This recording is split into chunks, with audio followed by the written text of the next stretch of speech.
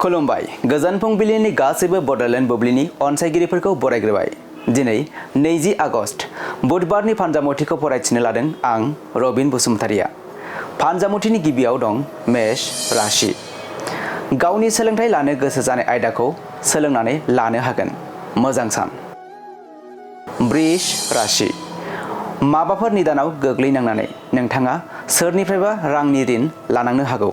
दुखुनि सान। मिथुन राशि।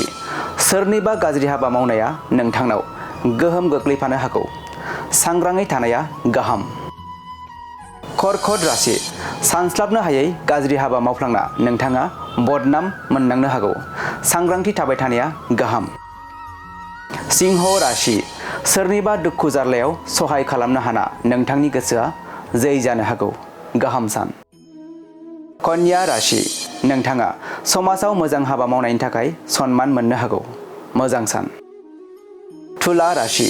नोंथांनि मोजां हाबा मावनो लानायाव सोरबा सासेया बेरेखा बाथ्रा बुंनो हागौ। बेरेखा गोनां सान। वृश्चिक राशि। नोंथांनि नखराव खैफोदनि सम सफैना गिदिर दुखुआव गोग्लैनांनो हागौ। दुखुनि सान। धनु राशि। दिनैनि सानाव नोंथाङा गोसो थोनायजों सम बारहोहरनो हागोन। मोजां सान।